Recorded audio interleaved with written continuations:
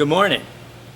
I'm Dr. Dave Thompson in the Vietnam hangar of the Palm Springs Air Museum here in Palm Springs, California, with our POW MIA bracelet display in the background.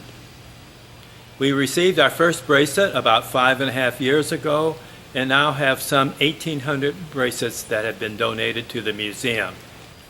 This is a permanent, ongoing display, and we would be honored to include the bracelet of any person who would like to have their bracelet seen for many years to come. But I also wanted to honor the people that wore the bracelets. And so we have the pictures of the serviceman as well as the person that wore the bracelet, as well as on those touch screens, the stories about each one. A little story about the person who was shot down, what happened to them, a story about the person who got the bracelet, how they got the bracelet, what it was like. Wearing the bracelet this was not a piece of jewelry. That person on the bracelet became part of your family. Somebody that you cared about, that you prayed for, that you hoped for, that would come home.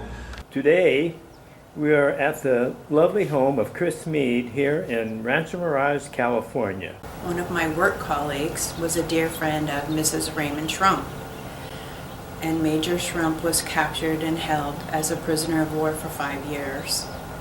When I met Mrs. Schrump, I just anguished for her. She didn't know when or if her husband would come home, and she's the one that told me about the bracelet program.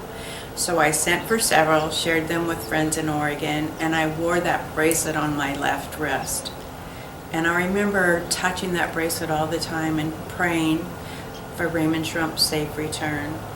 And the day that he did get off that airplane, I remember jumping up and down for joy and crying and being so relieved.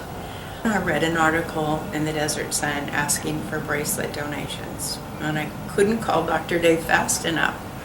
So I've been very proud to be part of this program,